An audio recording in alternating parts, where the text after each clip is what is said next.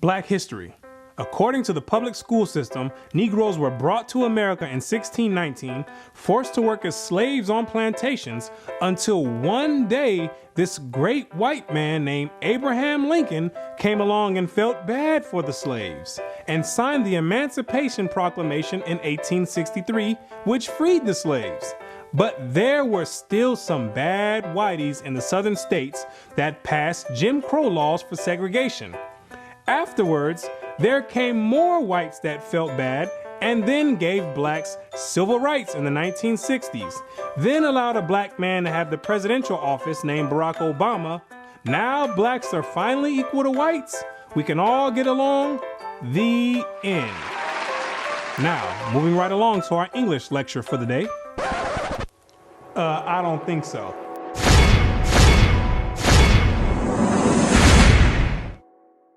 Black history. What do you know about Black history? Let me ask you a question. Prior to the transatlantic slave trade in the 1600s, what was your nationality? What did you call yourself? Some may say African. Well, Africa is a continent, and in that continent, there's over 47 different countries in there. Which one do you come from? What language did you speak prior to the 1600s? Was it English? There's over 1,500 dialects being spoken in the land of Africa. Pick one. What clothing did you wear? Was it high heels and stilettos? Skinny jeans and Vans? What food did you eat? Hamburgers and hot dogs? French fries and SpaghettiOs? What religion did you partake in? Who was your God? Was it Christianity and Cesare Borgia? Most of you have no idea about the answer to these questions. You have no recollection of any history prior to the transatlantic slave trade. Now, is that a coincidence or by random chance? I don't think so. Have you ever asked yourself, why is it that in the public school system that every time the subject of Black history is taught, it always begins in the 1600s and with slavery? Why is that? Doesn't that raise some antennas and spark inquiry? Why is it that the public school system is so committed to revolving Black history solely on the past 400 years? Why is that? Is it because there's a deficiency in historical data? Or maybe because there's no history at all prior to the 1600s? Maybe Black people just poofed out of thin air, sporadically, landed on slave ships, and they said, hey, we got a new species here, and start importing and exporting them all over the world. Maybe that's what happened. The question arises, what is the drawback on this history? Why does it keep being withheld? What's the big idea about it? Why is it being held hostage? That's the question. Why can't it be expounded on? 100 years prior to the 1600s? 300 years, 500 years, 1,000 years? Why is that information not being revealed? What's the big secret? What's the mysticism about it? What you're gonna come to realize is that your identity is the biggest kept secret on the planet Earth. Oh, you thought that NASA and the space station and the secret missions being conducted by them, oh, you thought that was the biggest kept secret on Earth. No, this is bigger than that. You thought that the government and the CIA and the FBI hiding information about UFOs and Planet X and Nibiru and aliens, you thought that was the biggest information and biggest kept secret. No, this is bigger than that. The elite Confederate has spent billions of dollars and constructed an innumerable amount of psychological stratagem to ensure that you never received and acquired this information that's about to be put out. You're about to receive pertinent information from some of the most reputable biblical scholars, historians, and archaeologists. And they all know something that you don't know. And that's your identity. Ham, the youngest son of Noah, born probably about 96 years before the flood, and one of 8 persons to live through the flood. He became the progenitor of the dark races, not the Negroes, but the Egyptians, Ethiopians, Libyans, and Canaanites. Wait, the churches and the pastors, which are set up by the government, all teach in unison a doctrine that all black people come from the seed of Ham. But once you open up scholastic sources, you'll find out that the biblical scholars say something totally different from what's taught in Orthodox Christianity. What do they mean by Ham is the father of the dark races but not the Negroes? The Negroes themselves are a dark race of people, so how can you say that Ham is the father of all these dark races and exclude the Negroes? What are the biblical scholars trying to convey? What the biblical scholars are saying is that you're not African. There's only 4 families according to the Bible that make up the native population of Africa, or the land of Ham. And the biblical scholars know that you don't descend from any one of those 4 families.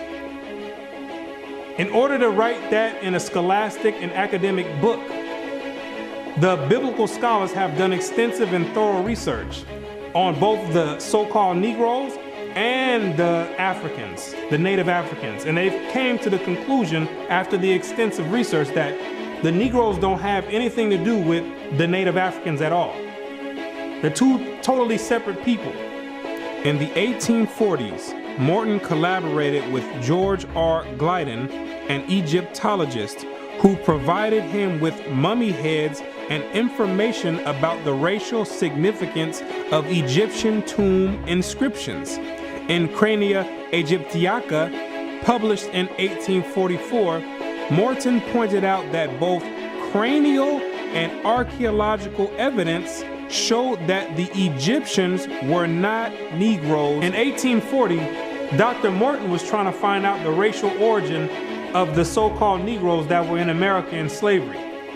So he got together with the Egyptologists, which supplied him with the mummy heads, and what he did was conduct an extensive research on the cranial remains of the heads in Egypt, in contrast to the cranial remains of the heads in America. And what he found out is that the Negroes that were in slavery were not Africans. He found out that the skulls were 2 totally different types of skulls. The Negro's head was longer than the Egyptian head. The physical characteristics from the outside look similar, with the thick lips and the broad nose. But once you start delving into the real characteristics, he found out that there were 2 totally different people, as abolitionists and colonizationists had maintained, and that in fact, blacks had been relegated to the same servile position in ancient Egypt as in modern America. But what Dr. Morton did discover is that the Negroes that were serving slavery in America served the same position and servitude in ancient Egypt when they matched other skulls and other cranial remains in Egypt. They said these are exact matches. So what are the scholars saying? What you're going to find out is that they're saying that you are the biblical Israelites. Yes, you're the same exact people that served slavery in the land of Egypt. You're the same exact people that God sent Moses to go redeem under the hand of Pharaoh. You're the same exact people. And when you read the Bible, you'll find out that slavery is a central theme in the Bible. It's a reoccurring theme with the Israelites. The Israelites cannot run away and get away from serving slavery. It continues to happen over and over, all the way up until today. You came out of Egypt as slaves. came down into the land of Israel, no sooner as you got there, then you had the Assyrians come, capture the land of Israel, and take you and make you slaves. In the 9th year of Hoshea, the king of Assyria took Samaria and carried Israel away into Assyria. You came out of the land of Assyria, went back to the land of Israel. Then the Babylonians came, which are the modern day Ethiopians, the Cushites, came to the land of Israel and made you slaves. So all Israel were reckoned by genealogies. And behold, they were written in the book of the kings of Israel and Judah, who were carried away to Babylon for their transgression. You came out of the Babylonian captivity, went back to the land of Israel. Then the Persians came on down there, took the Israelites and made you slaves. For we were bondmen, yet our God hath not forsaken us in our bondage, but hath extended mercy unto us in the sight of the kings of Persia. You came back from the Persian Medo captivity, went back to the land of Israel, rebuilt the temple up. Then the Greeks came on down there, took you and made you slaves, and to entreat them that they would take the yoke from them. For they saw that the kingdom of the Grecians did oppress Israel with servitude. After you came from the Greek captivity, you went back into the land of Israel, rebuilt the temple because the Greeks were sacrificing swine and pig on the altars. No sooner as you came back to the land of Israel, then the Romans came and had you during the time of Christ as slaves. It was so much slavery going on with the Israelites that Jeremiah himself had to ask, is Israel just put on earth just to be slaves? Is that your whole purpose? Just to be servitude to other nations? Is Israel a servant? Is he a homeborn slave? Why is he spoiled? So you might be asking yourself, if the so-called Negro is part of the 12 tribes of Israel, how in the world did you get to the west coast of Africa? And when ye shall see Jerusalem compassed with armies, then know that the desolation thereof is nigh. This is Christ right here speaking to the Israelites. He says, when you see Jerusalem compassed or surrounded by the Roman armies, then know that the desolation or the destruction of the land of Israel is getting ready to happen. The Romans getting ready to come in here and tear some stuff up. Then let them which are in Judea flee to the mountains, and let them which are in the midst of it depart out. And Christ says, when you see the Romans coming in, you better get ready to flee into the mountains. And what you're going to realize is that the mountains that he was talking about was the land of Africa. It was the same exact place that Mary and Joseph took Jesus when they were fleeing from Herod when he was trying to come find Jesus to kill him. They went right into Africa. And the Israelites went into Africa as well, fleeing from the Romans. In the year 65 BC, the Roman armies under General Pompey captured Jerusalem. In 70 AD, General Vespasian and his son Titus put an end to the Jewish state with great slaughter. During the period from Pompey to Julius, it has been estimated that over 1 million Jews fled into Africa, fleeing from Roman persecution and slavery. The slave markets were full of black Jewish slaves. Over 1 million of you Israelites fled from the land of Israel into the land of Africa, running away from the Romans because the Romans was coming to put slaughter to the Israelites. The ones that didn't take heed to the prophecy of Christ when he said you better leave and go to the mountains, go to Africa, when they got caught by the Romans, they were taken back to Europe and sold in slavery and put in servitude and became gladiators, put in the lions' dens. The pagans and the Romans attacked the Jews indiscriminately. Both the Jewish soldiers and the uninvolved peaceful population without mercy. As a result of this merciless attack, Many Jews fled to those parts of Northwest Africa known as Tunisia, Algeria, Morocco, and Mauritania. Many other Jews fled to other areas where Rome did not have any jurisdiction. This was to the region of the south, the Sahara Desert, and the Sudan. Grazel says, such is the explanation of how the Sahara Desert first acquired Jewish tribes, toughened by a fighting tradition and possessed of physical characteristics, black, which it is said still makes them approximate very closely the original Jewish population of Palestine.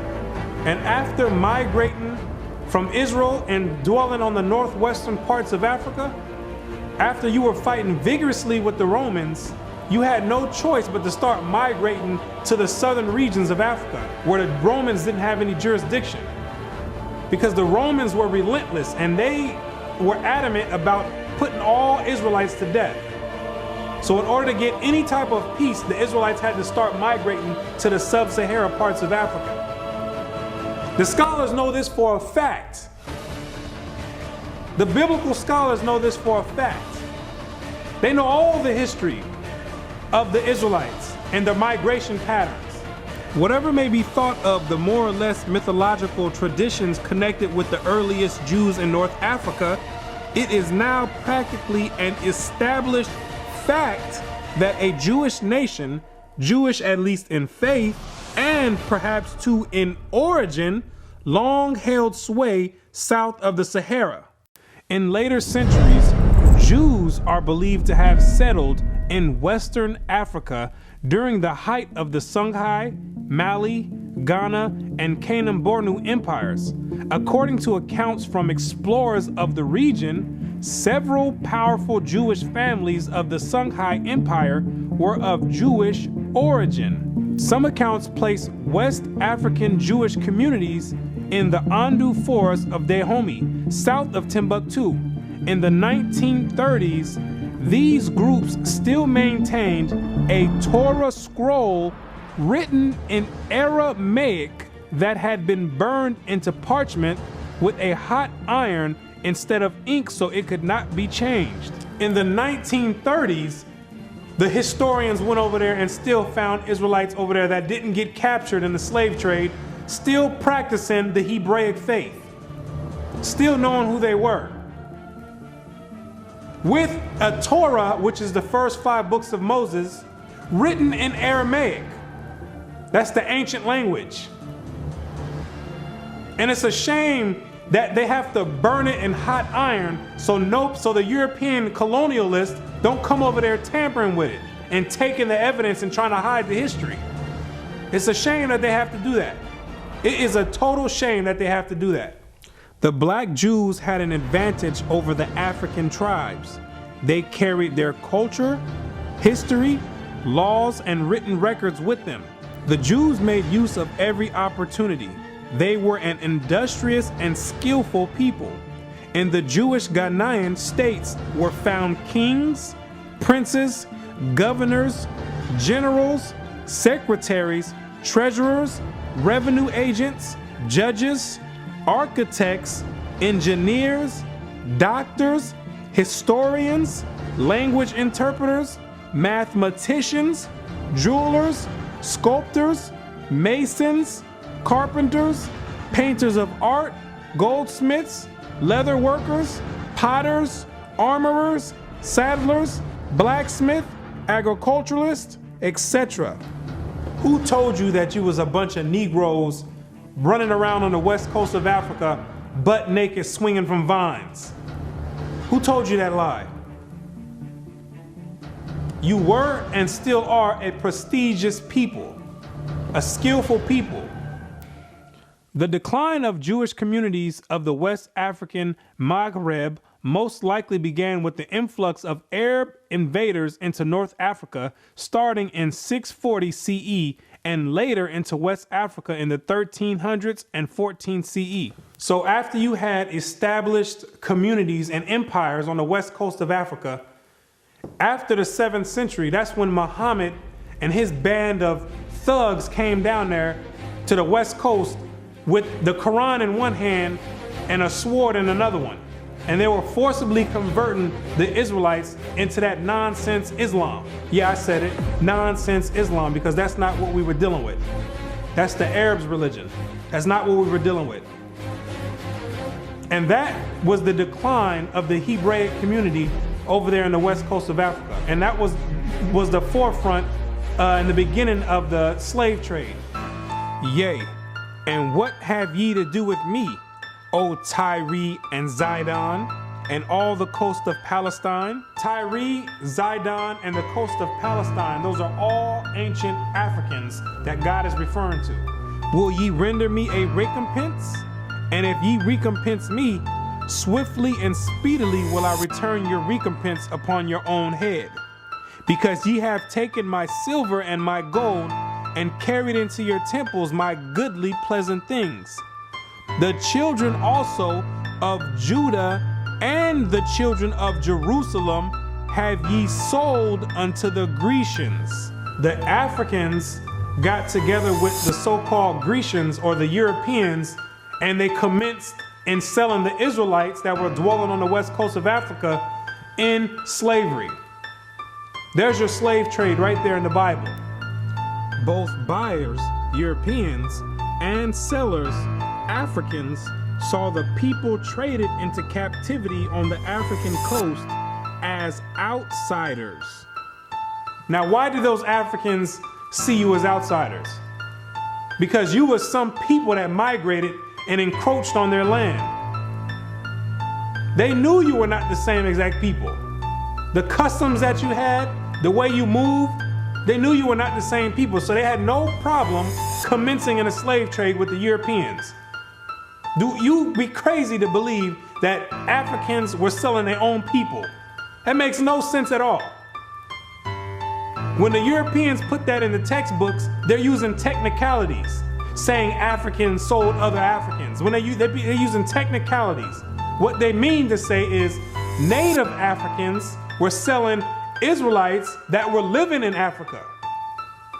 It'd be no different if somebody wrote history of 500 years from now and say there was a slave trade that happened here in America. Say black people got together and start selling white people to the Chinese.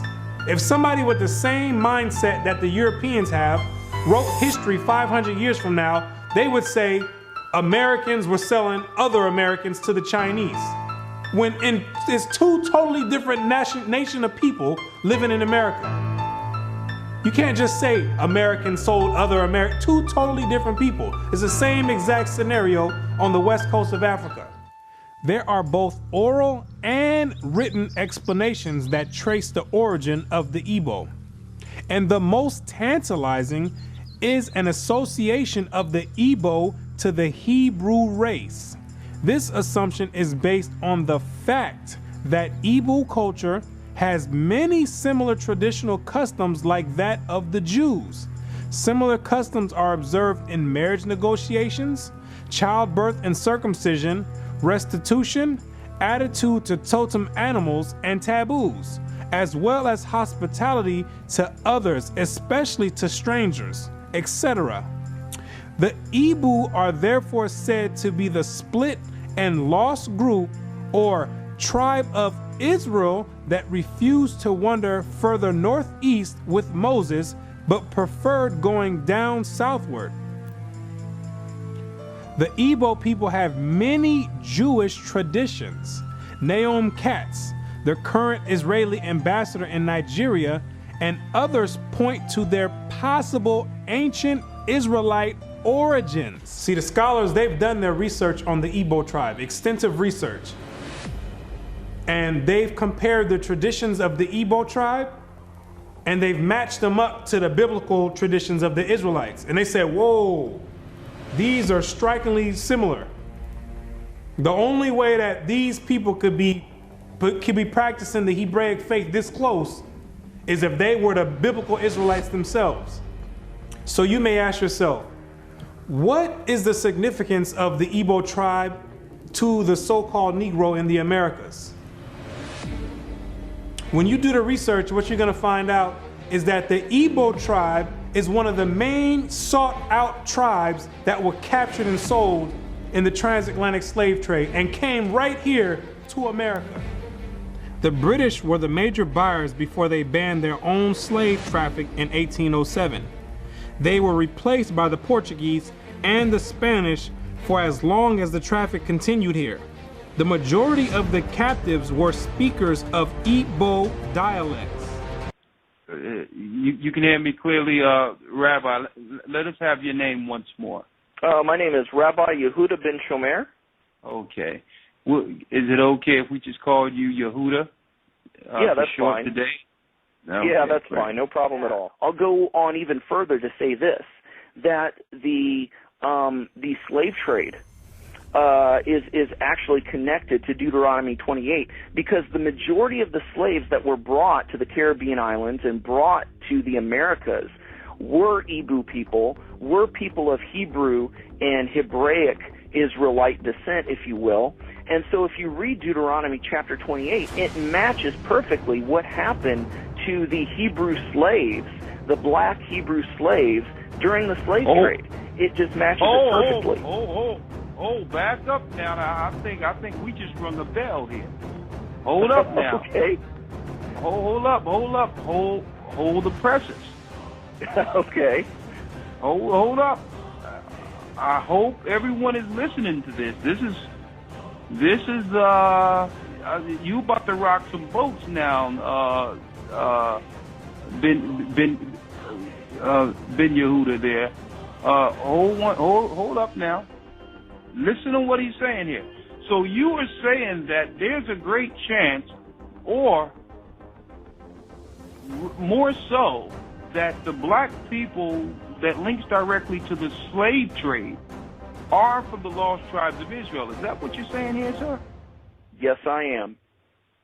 Now, granted, I will qualify that I don't. Wait a second. I don't believe that every single black person is Hebraic or Jewish, but I'm saying that the majority of the slaves involved in the slave trade were Hebrews. These people knew exactly who they were buying and selling, both the Africans and the Europeans. The Europeans, which are the Romans went after 70 AD, they went conquering, and they done hid themselves under different nationalities after they done conquered the native people that were in those lands in Europe. Hid themselves under the French, under the British, under the Portuguese. They're the same exact Romans. And all they're doing is continuing the agenda that was put in place in 70 AD. When they came down there looking for the Israelites. It's the same exact agenda. And carrying it forward to today. It's the same exact agenda. They knew exactly who they were aiming for. It's not by coincidence that all the history matches up perfectly with the Bible prophecies. It's not a coincidence. And then they push a doctrine on you in church talking about it doesn't matter. So then you never go and look for this information. Now you see exactly why they don't put none of this in black history, why they don't go prior to the 1600s. You start digging prior to the 1600s, and then you find out you come or descend from the Igbo tribe. You start doing your research. Well, let me find out a little bit more about this Igbo tribe. Then you find out that the Igbo tribe are known as fact descend from the 12 tribes of Israel. So then you say, hold on. Something's not right here. That's the exact reason why they don't go prior to the 1600s. You're not supposed to find out this information. They're supposed to keep renaming your nationalities every few years to cause confusion and to have you confused, not knowing who you are. Each year, something else come out. First you called Negro, then you called color. Then 10 years later, they switch it to African American. It's all by design.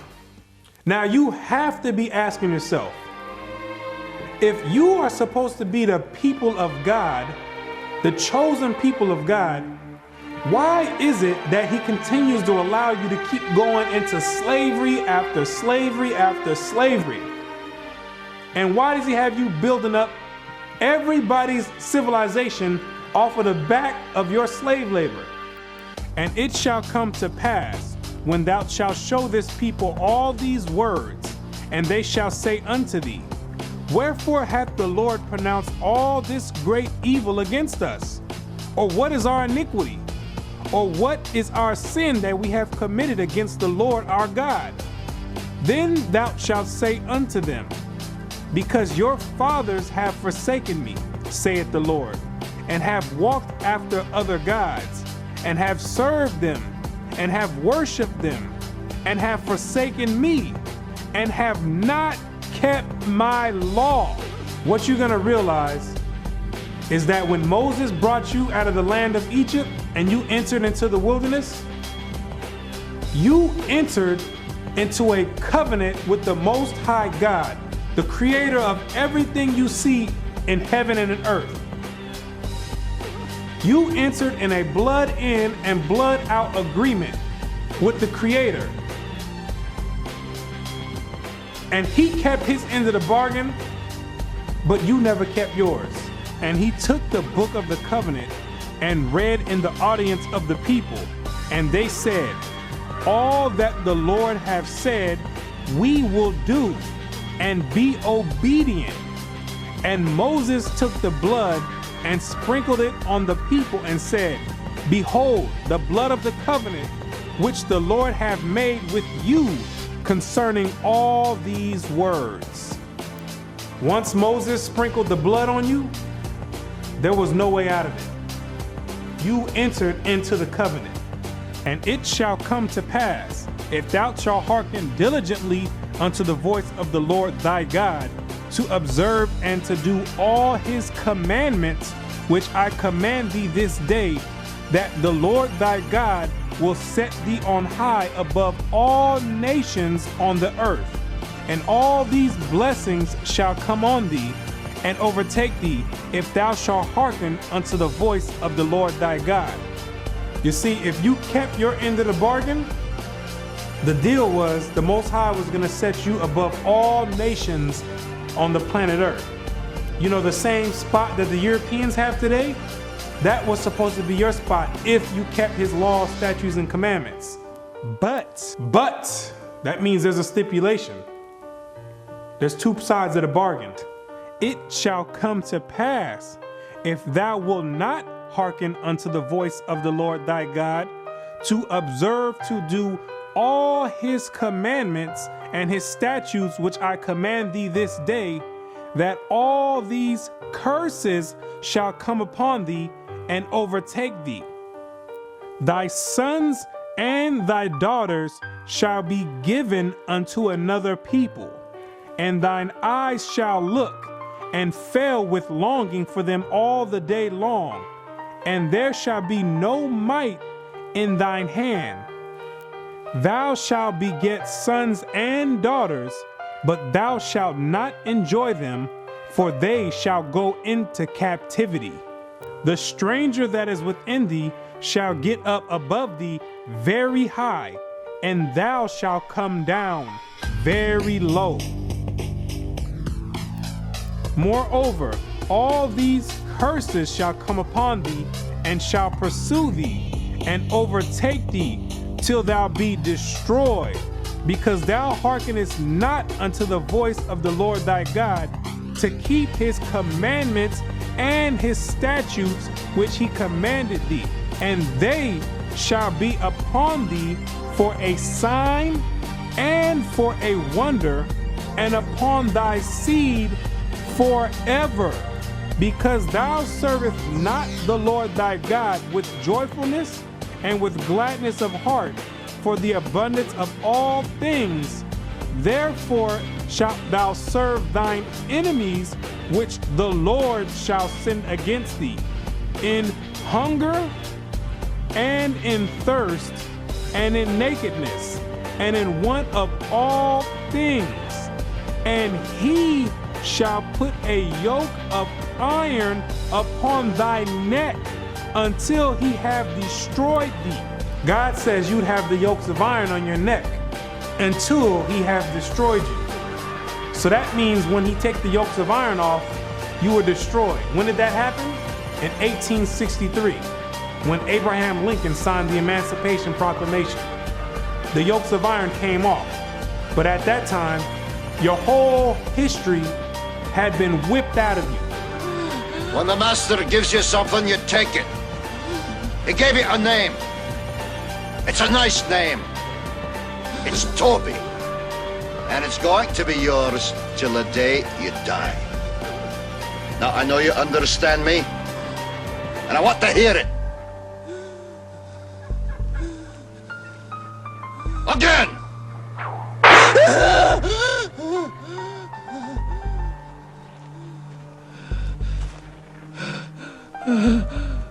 I want to hear you say your name. Your name is Toby. What's your name? Kunta.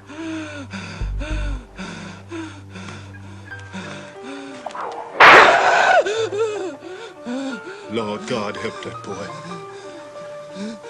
They're gonna whip him dead. What's your name?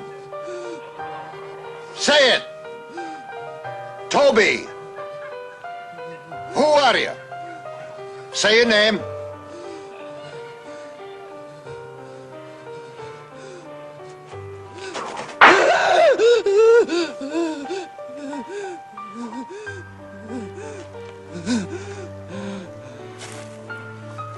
What's your name? Toby. So that the man that is tender among you and very delicate, his eyes shall be evil towards his brother, and toward the wife of his bosom, and toward the remnant of his children, which he shall leave. You wonder why it's black on black crime? You didn't keep your part of the covenant. You wonder why black men always leave the children? You didn't keep your part of the covenant. Also, every sickness and every plague which is not written in the book of this law, them will the Lord bring upon thee until thou be destroyed. Why are you number one in HIV? You didn't keep your part of the covenant. Why are you number one in hypertension and high blood pressure? You didn't keep your part of the covenant. Why are you number one in high cholesterol? You didn't keep your part of the covenant. Why are you number one in diabetes? You didn't keep your part of the covenant. Why are you number one in all negative effects across the board? You didn't keep your part of the covenant. And the Lord shall scatter thee among all people from one end of the earth even unto the other. And there thou shalt serve other gods, which neither thou nor thy fathers have known, even wood and stone. And among these nations shalt thou find no ease, neither shall the sole of thy foot have rest. But the Lord shall give thee there a trembling heart, and failing of eyes, and sorrow of mind. And thy life shall hang in doubt before thee, and thou shalt fear day and night, and have no assurance of thy life. In the morning thou shalt say, would God it were even? And in the evening thou shalt say, would God it were morning? For the fear of thine heart wherewith thou shalt fear, and for the sight of thine eyes which thou shalt see. And the Lord shall bring thee into Egypt again. The word Egypt in the Bible means bondage or slavery. I am the Lord thy God, which have brought thee out of the land of Egypt, out of the house of bondage. So when God says he's gonna bring you into Egypt again, he's saying, I'm gonna bring you into slavery again with ships. But this time you're going with ships, packed up like sardines in a can. By the way whereof I spake unto thee, thou shalt see it no more again. And there ye shall be sold unto your enemies for bondmen and bondwomen, and no man shall buy you. And God says no man shall buy you. Back in the biblical days, you would be able to buy or redeem a slave by payment. But God says no man is going to be able to redeem you out of this slavery. This last one I bring you to, this last Egypt, nobody's gonna get you out of it. Marcus Garvey tried to get you out of it, didn't work. Martin Luther King tried to get you out of it, didn't work. Malcolm X tried to get you out of it, didn't work. Louis Farrakhan tried to get you out of it, didn't work. Al Sharpton tried to get you out of it, didn't work. Why? Because you are still breaking the covenant.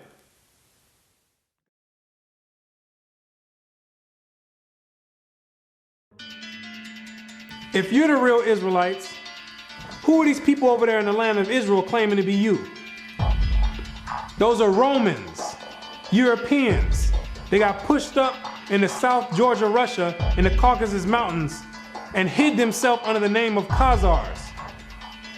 Between the 8th and 9th century, the Khazarian Empire under King Bulan adopted the traditions of the Israelites and mixed it with paganism and called it Judaism. Yes, we know your history too. Then after the Holocaust, which was politically motivated, the elite used that as a pretext to invade the land of Israel and took those Khazarian converts and placed them in that land in 1948. In May of 1948, a new Jewish state, Israel, was born in a bath of blood. Jewish troops routed Arab forces from the city of Haifa in the first of a series of battles that were to reverberate through the years.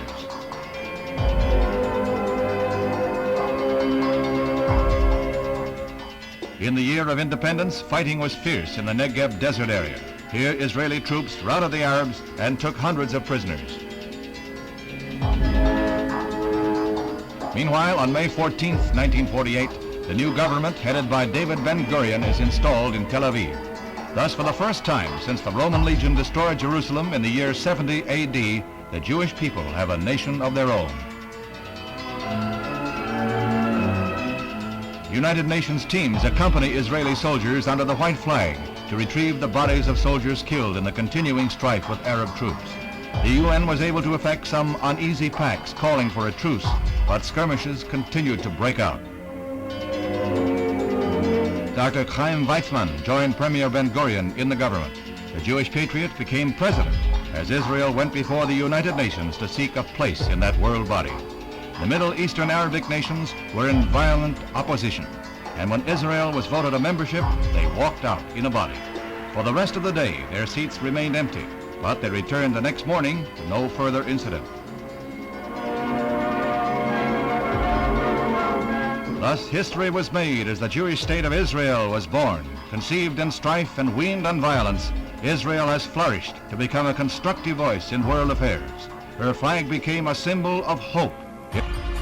To destabilize the Middle East. Prior to that, those people never lived in the land of Israel. Prior to 1948, those people never stepped foot in the land of Israel. Those are Europeans hiding themselves, European Romans hiding themselves under Jewish. That's what they keep doing each time. They keep going different places and taking on different nationalities. They're the same exact people. These are the same exact people that funded your transatlantic slave trade. Yes, the same Jewish man, the same Romans. These are the same people that's responsible for your 400-year short span Black history curriculum. These are the same exact people that control the media outlets and push rap music on the whole Black community and support it and push it on the forefront. The same exact people. They control all the media. These are the same exact people that are responsible for your Christian churches in all the neighborhoods in the Black community.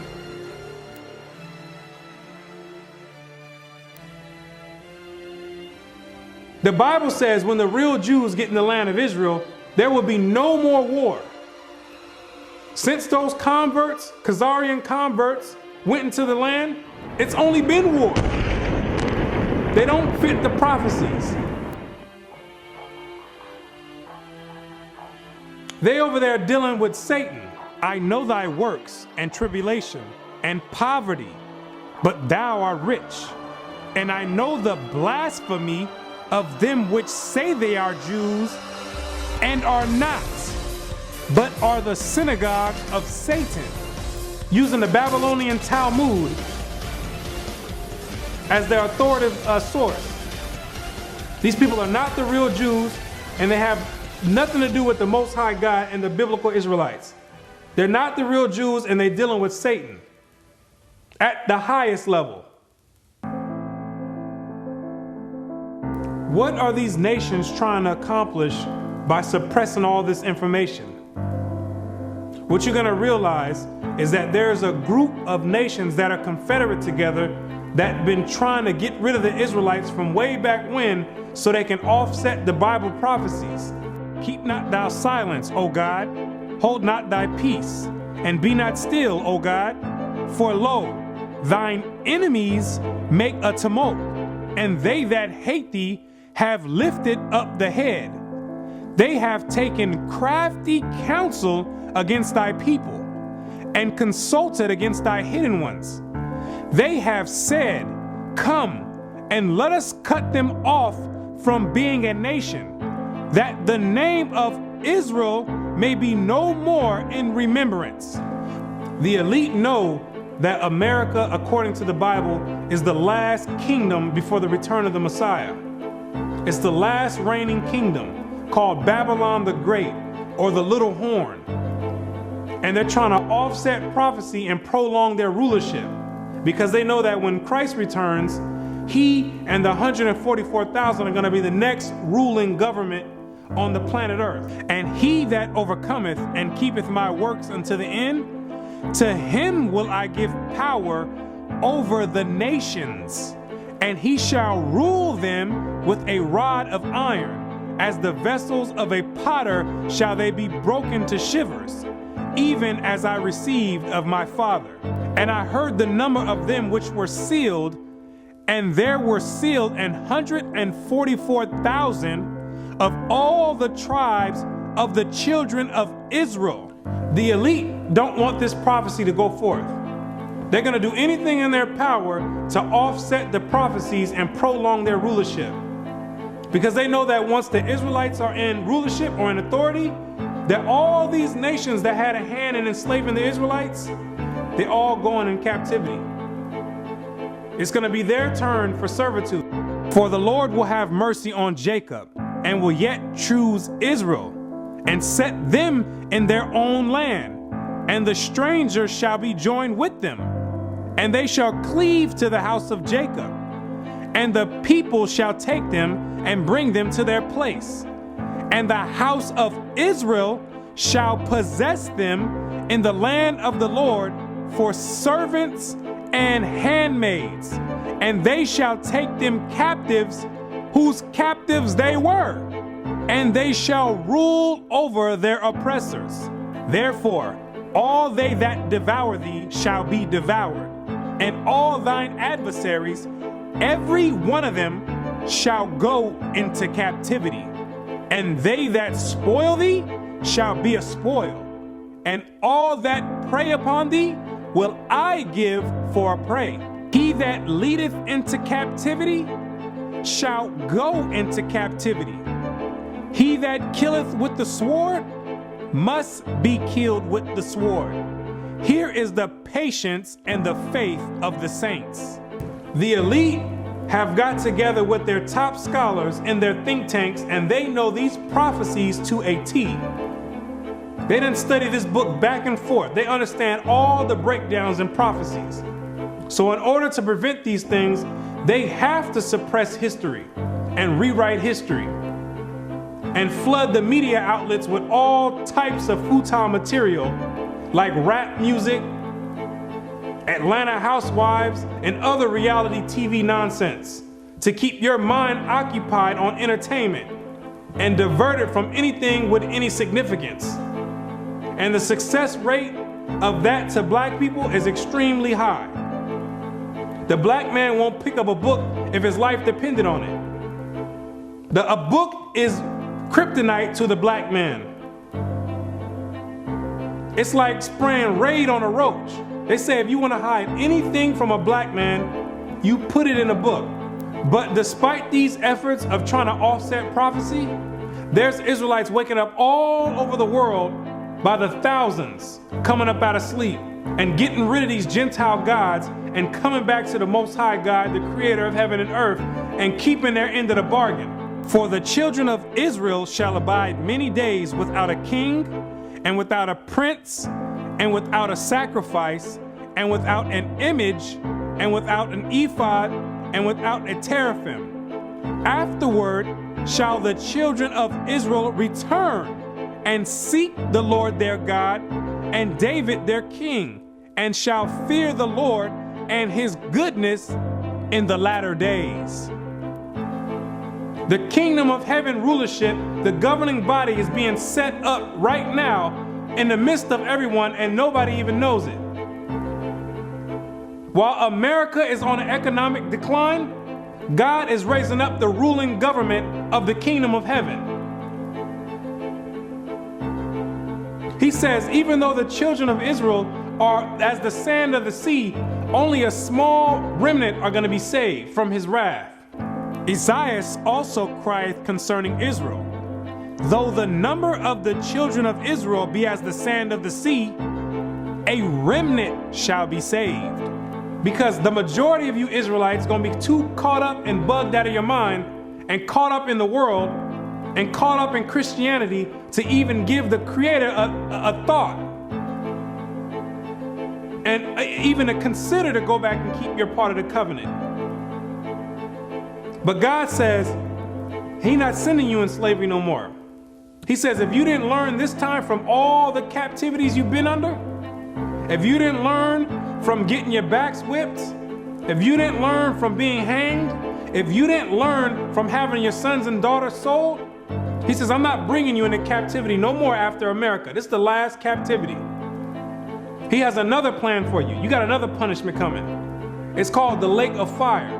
But the fearful and unbelieving and the abominable and murderers and whoremongers and sorcerers and idolaters and all liars shall have their part in the lake which burneth with fire and brimstone, which is the second death.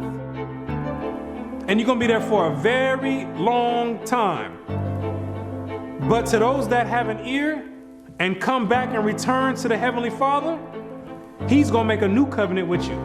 For finding fault with them, He saith, Behold, the days come, saith the Lord, when I will make a new covenant with the house of Israel and with the house of Judah. The Bible says that the new covenant is with the Israelites, not all nations. He made the first covenant with you, and He's making the next covenant with you as well.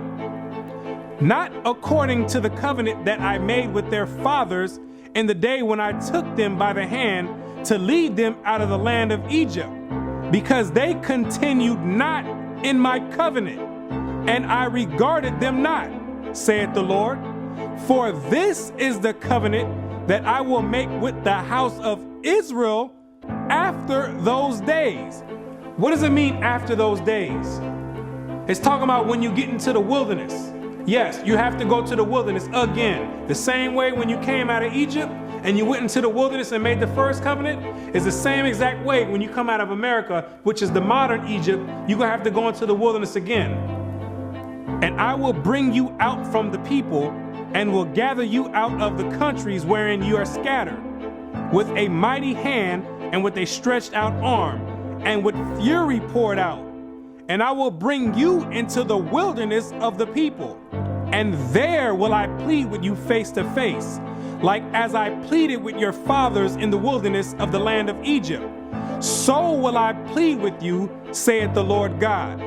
And I will cause you to pass under the rod, and I will bring you into the bond of the covenant. The covenant is going to be made after Christ returns. That's the new covenant. Then there's a new covenant now. You're still under the same exact covenant you made when you came out of Egypt. That's a binding covenant right now. I will put my laws in their mind and write them in their hearts. And I will be to them a God, and they shall be to me a people. And God says he's going to put his laws in your mind. Yes, those same laws that your Christian church teaches are done away with. Those are the laws that are going to govern the kingdom of heaven. The same way America has their laws that govern America. The laws written in the Bible in the first 5 books of Moses, those are the laws that's going to govern the kingdom of heaven. Those are the same exact laws that you promised and made a pact with the Most High saying that you would keep, and you refuse to keep to this day. That this is a rebellious people, lying children, children that will not hear the law of the Lord, which say unto the seers, see not, and to the prophets, prophesy not unto us right things, speak unto us smooth things, prophesy deceits.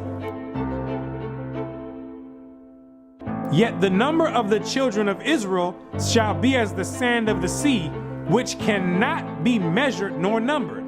And it shall come to pass that in the place where it was said unto them, ye are not my people, there it shall be said unto them, ye are the sons of the living God. In these same exact places where you were scattered for a reproach and called by different names like African American, Negro, and colored people, and where you were told in church that you were a Gentile, in these same exact places, it's now being told to you that you're actually the children of Israel. Prophecy is being fulfilled right now. It's up to you now to make a choice. Either you're going to come back and keep your end of the bargain, or you're going to still stay out in the world.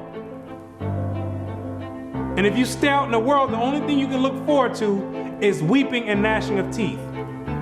The Most High is extending out his hand one last time.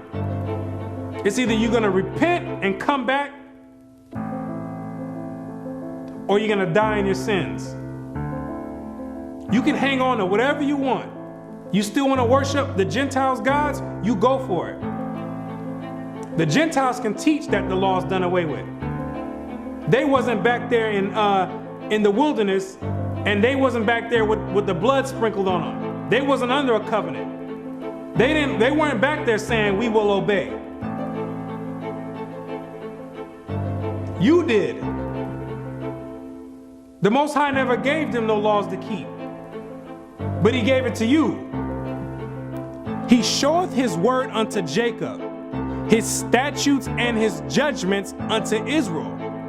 He hath not dealt so with any nation. And as for his judgments, they have not known them. Praise ye the Lord. So there's no punishment for them not keeping the laws. But there's a great punishment for you not keeping it. So it's time to decide. Either you're going to be in or you're out. But now you know who you are.